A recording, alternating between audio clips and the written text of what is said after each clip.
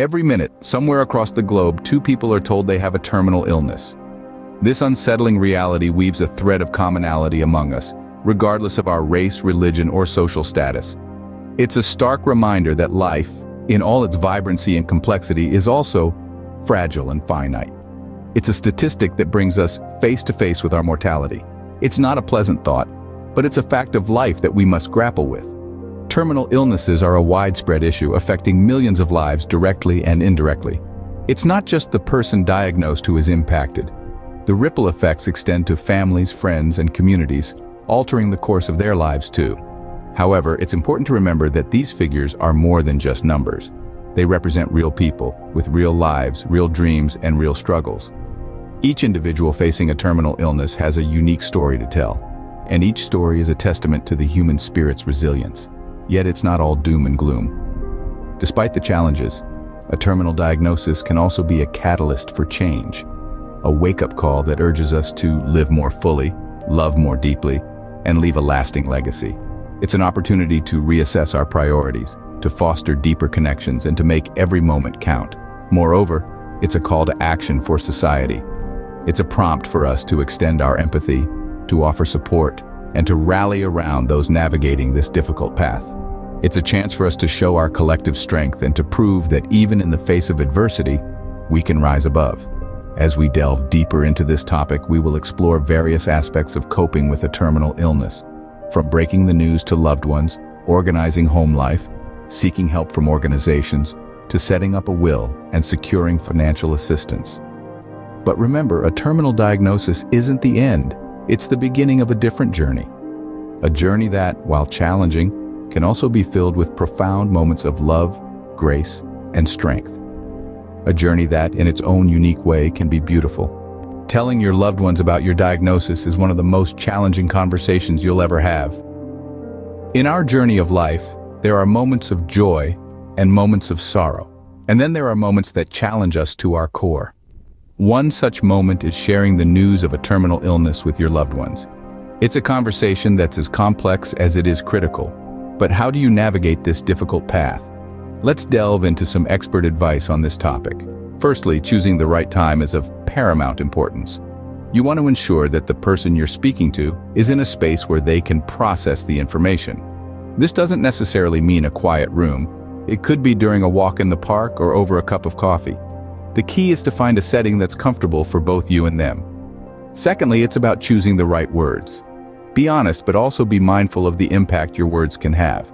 You might want to start by explaining your diagnosis in simple terms, maybe even using analogies to make it easier to understand.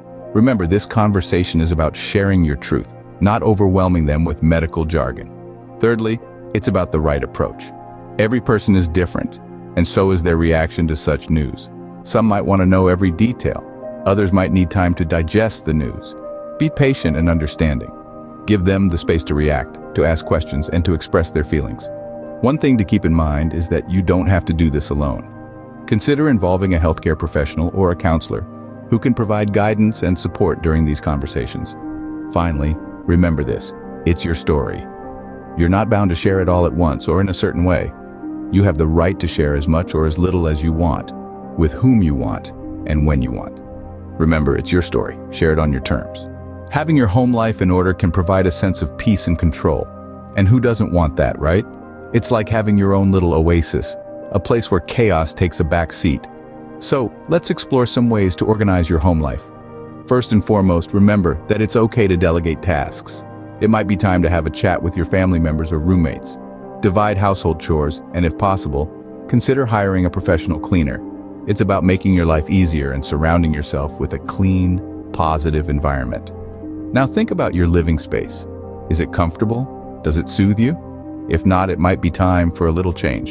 You could rearrange your furniture or bring in some indoor plants. They're not just for aesthetics, you know.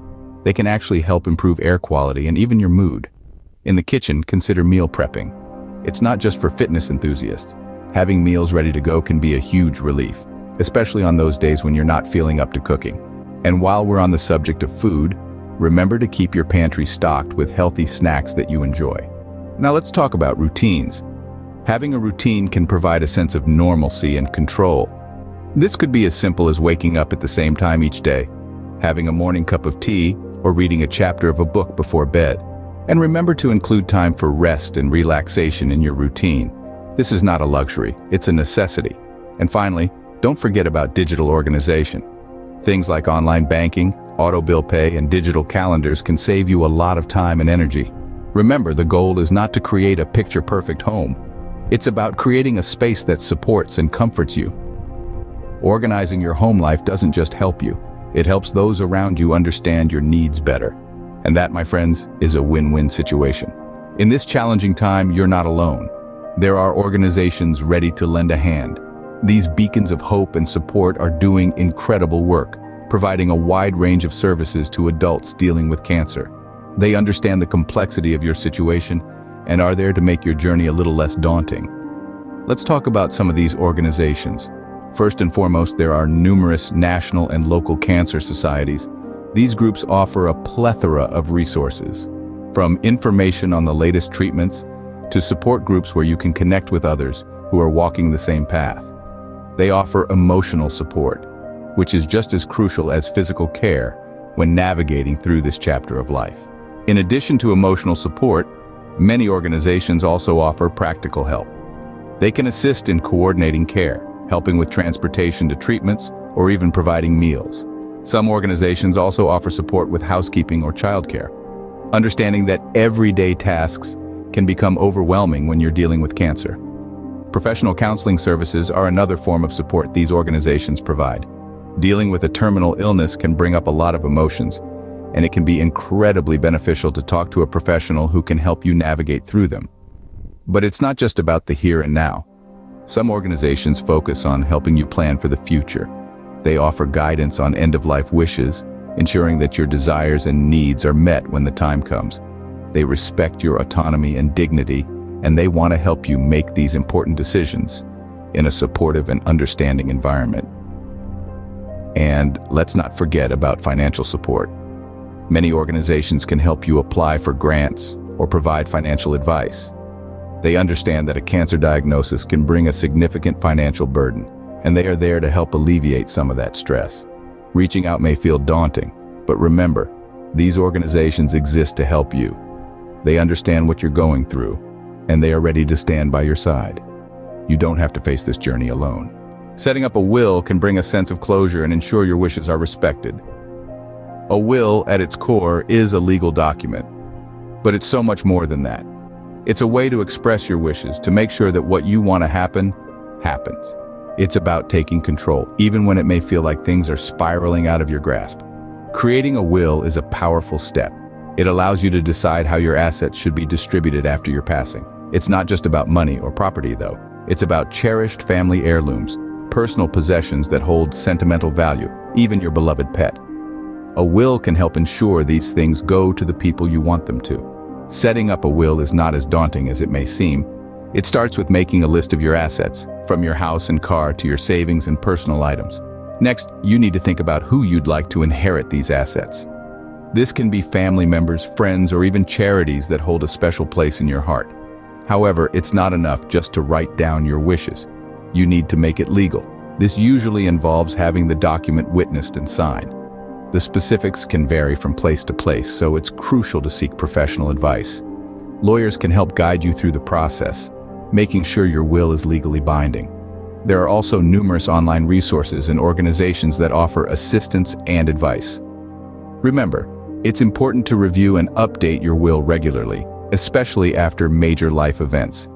This ensures that it always reflects your current wishes and circumstances.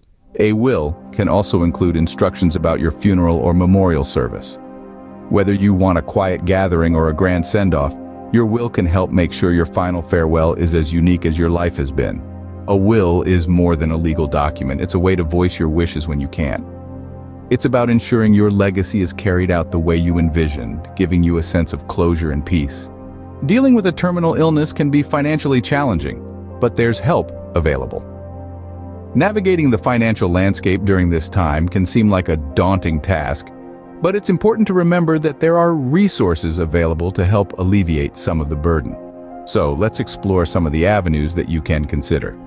Firstly, consider reaching out to nonprofit organizations that are dedicated to providing financial assistance to individuals dealing with terminal illnesses. These organizations often offer grants that can be used to cover medical expenses, travel for treatment, and even everyday living expenses. The application process usually involves providing proof of your medical condition, income, and sometimes a reference from a healthcare professional. Secondly, there are numerous charitable foundations that offer financial support. These foundations often focus on specific types of cancer or demographic groups, and the amount of support can vary. The application process typically involves submitting a detailed application outlining your financial need, and in some cases, a personal statement or interview may be required. Next, don't overlook the potential for community fundraising. Websites like GoFundMe have made it easier than ever to raise funds for medical expenses.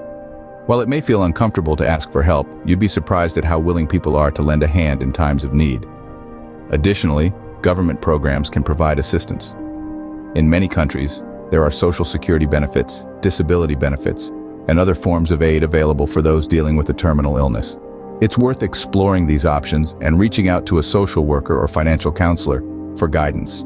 Lastly, consider reaching out to your hospital or treatment center. Many have financial counselors or social workers on staff who can help you navigate your options and apply for assistance. They may also be aware of local resources or programs that aren't widely advertised. Remember, it's okay to ask for help. It's okay to accept it. You're not alone in this journey, and there are many who are ready and willing to lend a hand.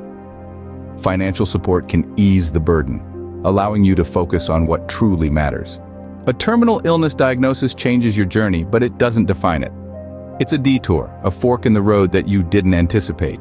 But just as every road leads somewhere, every journey, no matter how unexpected, has its own value and purpose. As you navigate this new path ahead, remember that it's not the destination that matters most, but the journey itself. This journey, like all journeys, is made up of moments. Cherish each one. The quiet mornings with a cup of coffee in hand, the laughter shared with loved ones, the sunsets that paint the sky with hues of gold and crimson. These moments, no matter how small, are the threads that weave together the tapestry of your life, vibrant and unique. Reach out for support when you need it. There's a whole community out there, from friends and family to professionals and organizations, ready to stand with you, to guide you, to lend a listening ear or a shoulder to lean on.